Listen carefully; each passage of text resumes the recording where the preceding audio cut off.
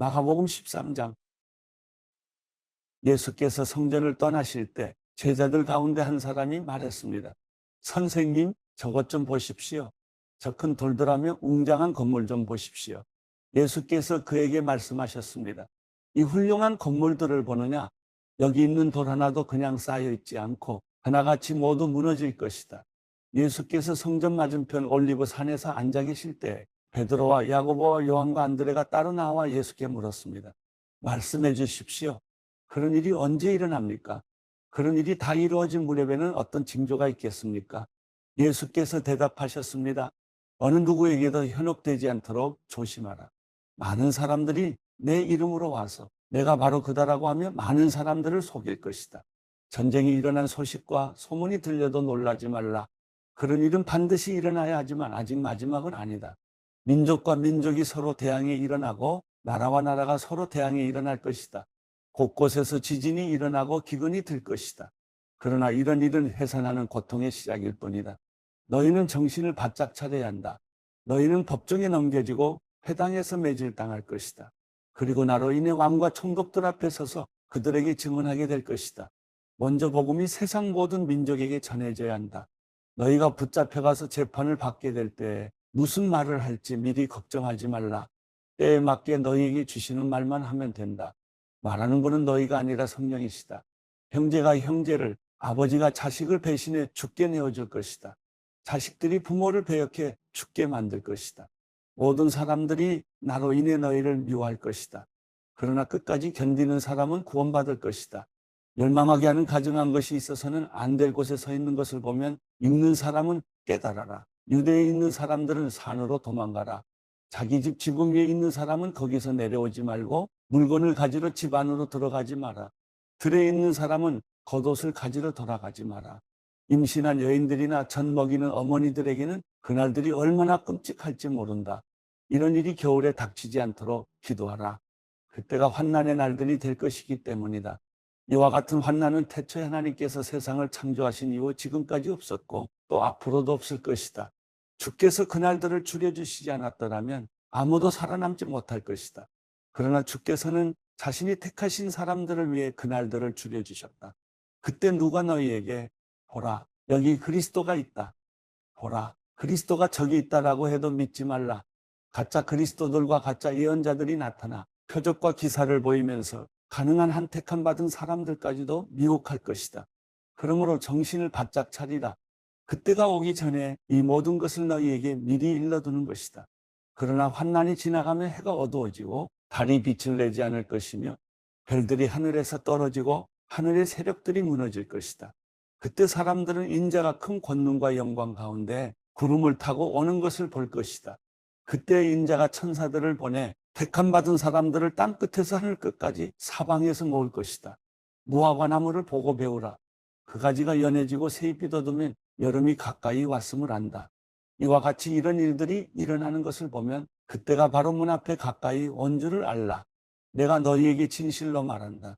이 세대가 지나가기 전에 이 모든 일이 일어날 것이다. 하늘과 땅은 없어질지라도 내가 한 말들은 결코 없어지지 않을 것이다. 그 날짜와 그 시각은 아무도 모른다.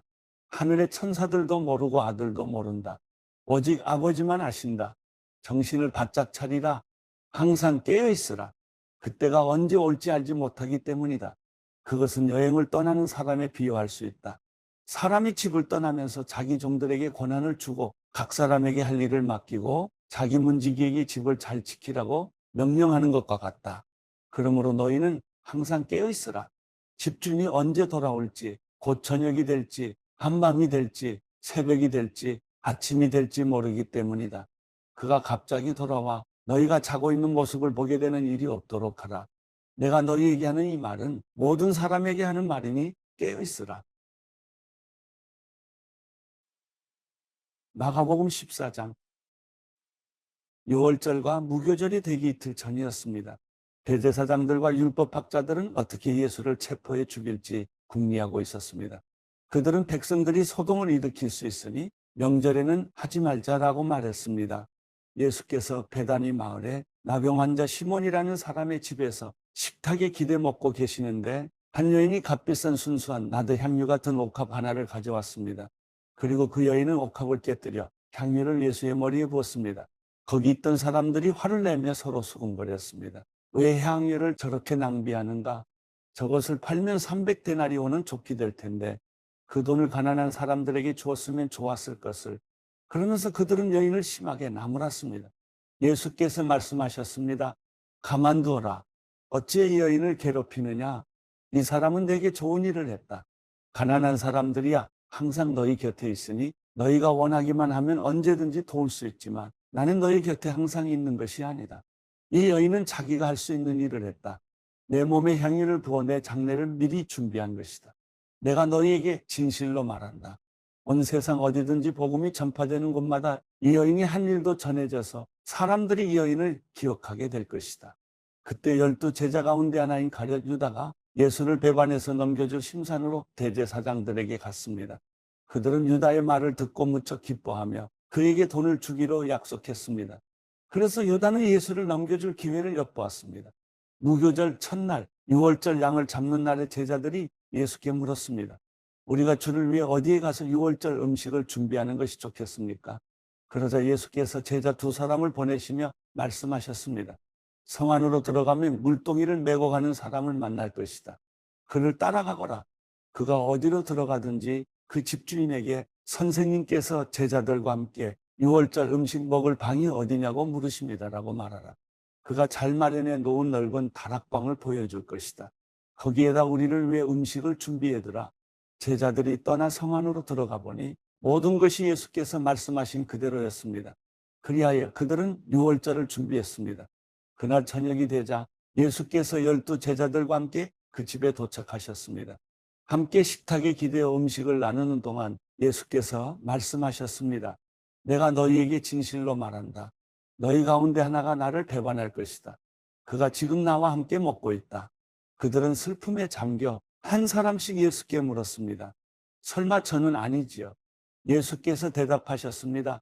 12명 가운데 한 사람이다. 지금 나와 한 그릇에 빵을 찍어 먹는 사람이다.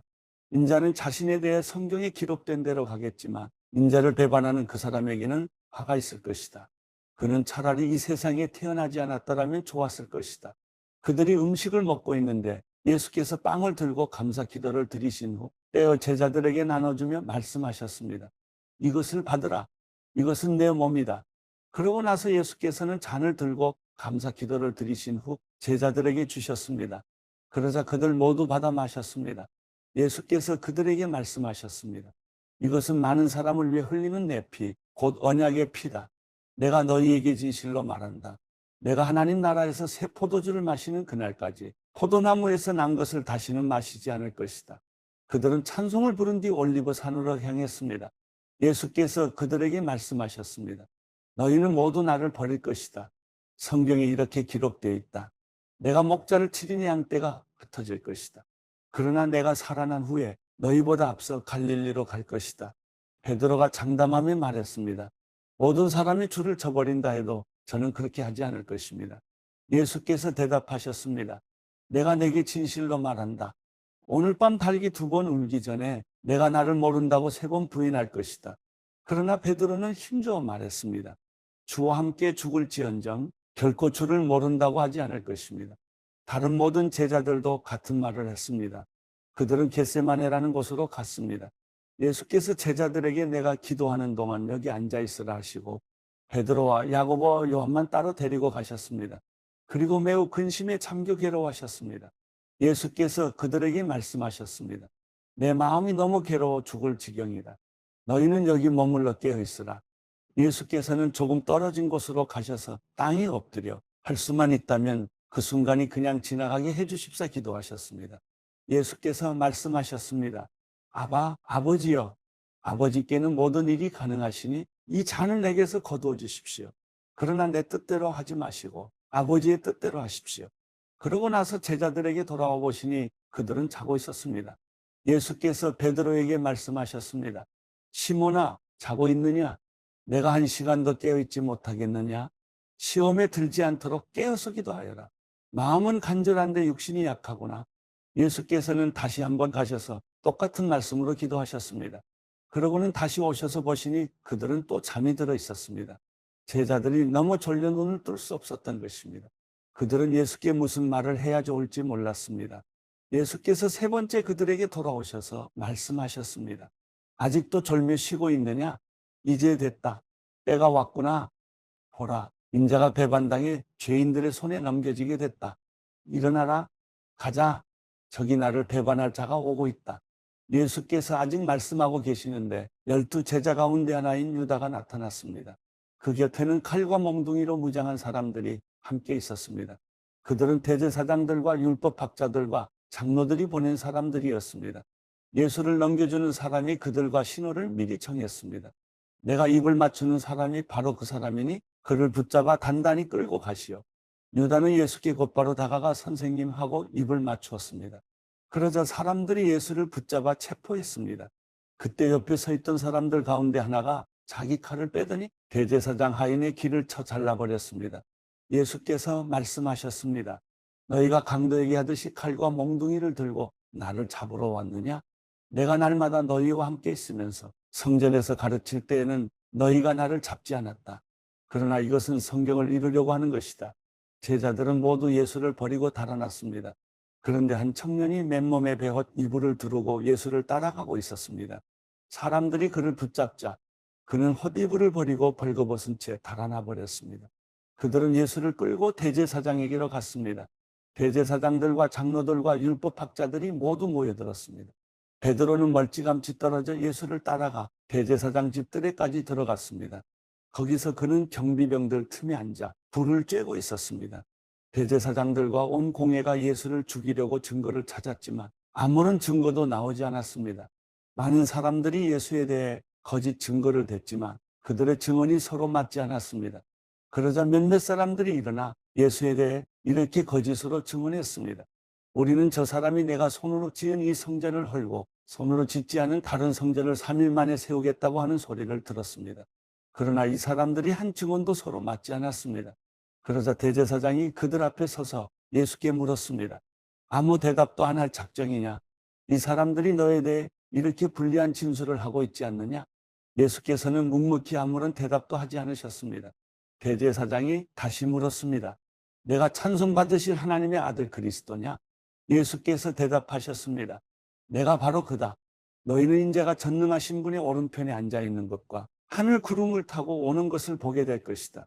대제사장은 자기 옷을 찢으며 말했습니다. 더 이상 무슨 증인이 필요하겠소? 하나님을 모독하는 저 말을 여러분이 들었는데 어떻게 생각하시오? 그들은 모두 예수가 사형을 받아야 마땅하다고 정죄했습니다. 어떤 사람들은 예수께 침을 뱉었습니다. 또 예수의 얼굴을 가리고 주먹으로 때리며 말했습니다. 누가 때렸는지 예언자처럼 맞춰보아라. 경비병들도 예수를 끌고 가 마구 때렸습니다. 베드로가 집 안뜰 아래쪽에 있는데 대제사장의 하녀 하나가 다가왔습니다. 하녀는 불을 쬐고 있는 베드로를 보고 가까이서 자세히 살펴보더니 말했습니다. 당신도 나사렛 예수 완패지요. 그러나 베드로는 부인했습니다. 내가 지금 무슨 말을 하는지 나는 알지도 못하고 깨닫지도 못하겠다. 그리고 베드로는 문 밖으로 나갔습니다. 그 하녀가 거기서 베드로를 보고 둘러서 있던 사람들에게 다시 말했습니다. 이 사람도 저들과 한패해요. 베드로는 다시 부인했습니다. 조금 있다가 옆에 서 있던 사람들이 베드로에게 말했습니다. 너도 분명 저들과 한패가 틀림없어. 갈릴리 사람이잖아. 그러나 베드로는 저주하고 맹세하며 말했습니다. 나는 당신들이 말하는 그 사람이 누군지 알지 못하고 바로 그때 달기 2번째 울었습니다. 그러자 베드로는 달기 2번 울기 전에 내가 나를 3번 모른다고 할 것이다 라고 하신 예수의 말씀이 생각나 엎드러져 울었습니다.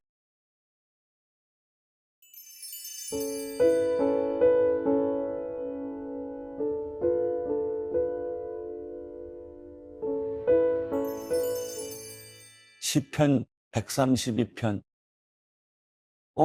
여호와여, 다윗과 그가 당한 모든 어려움을 기억하소서. 그가 여호와께 맹세했습니다. 야곱의 전능하신 분께 소원했습니다. 내가 내 집에 들어가지도 잠자리에 들지도 않고 내 눈이 잠들지도 내 눈꺼풀이 졸지도 않겠습니다. 내가 여호와를 위한 곳, 야곱의 전능하신 하나님이 계시는 곳을 찾을 때까지 말입니다. 그곳이 에브라다에 있다는 말을 듣고 나무들이 무성한 들판에서 찾았습니다. 우리가 그분이 계신 곳에 가서 그분의 발 앞에서 경배를 드릴 것입니다. 여호와여, 주와 주의 능력이 언약궤는 일어나 쉬실 곳으로 들어가소서. 주의 제사장들은 의로 옷 입고 주의 성도들은 기뻐 외치게 하소서. 주의 종 다윗을 위해 주의 기름 부음 받은 이를 외면하지 마소서. 여호와께서 진심으로 다윗에게 맹세하셨으니 번복하지 않으실 것입니다. 내 몸에서 나온 것 가운데 하나를 내가 내 왕좌에 앉히리라. 만약 내 자녀들이 내 언약을 지키고 내가 가르칠 교훈을 지키면 그들의 자녀들도 내 왕좌에 영원히 앉게 되리라고 하셨습니다. 여호와께서 시온을 선택하셨고 주께서 계실 곳이 되기를 바라셨습니다. 이곳이 영원토록 내 안식처가 되리라. 내가 여기 있을 것이다. 내가 그것을 바란다.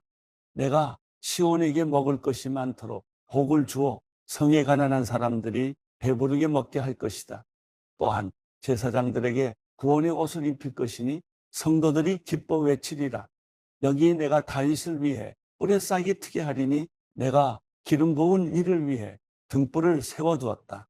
그의 적들에게는 내가 수치의 옷을 입힐 것이나 그는 머리 위에 면류관으로 찬란히 빛나리라.